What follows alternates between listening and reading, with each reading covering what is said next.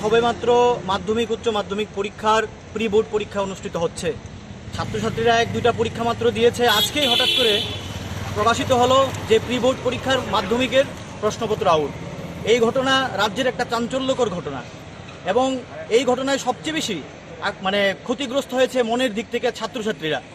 আমরা দেখছি যে পত্রপত্রিকায় সবসময় দেখছি যে শিক্ষার উন্নয়নের কথা বলছে সরকার, কিন্তু এই প্রশ্নপত্র আউট আমরা কি লক্ষ্য করলাম যে যদি শিক্ষার উন্নয়ন হতো তাহলে তো প্রশ্নপত্র আউট হতো না। ফলে এই যে ঘটনা, আমরা তার তীব্র প্রতিবাদ জানাচ্ছি এবং এই ঘটনা শুধু আজকে নয়, বিগত দিনের সরকারের আমলেও আমরা দেখেছি এই প্রশ্নপত্র আউট হয়েছে এবং সবচেয়ে বেশি ক্ষতিগ্রস্ত ছাত্রছাত্রীরা হয়, তাদের কথা কেউ ভাবে না। ফলে এই যে পরীক্ষার আগ মুহূর্তে তাদের প্রশ্নপত্র আউট হলো, তাদের যে মানসিক প্রস্তুতি, পরীক্ষার যে মনোসংযোগ, এটা বিরাট ব্যাঘাত ঘটেছে।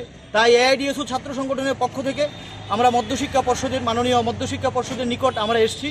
আমরা চাই সঠিক তদন্ত হোক, যারা এই প্রশ্নপত্র ফাঁসের সাথে জড়িত হয়ে আছে তাদেরকে শনাক্ত করে দৃষ্টান্তমূলক শাস্তি দেওয়া হোক এবং পর্ষদ ঘোষণা করুক যে এই ধরনের প্রশ্নপত্র ফাঁস যেন পুনরাবৃত্তি না হয় এবং শিক্ষার সমস্ত দায়িত্ব সরকারকেই গ্রহণ করতে হবে।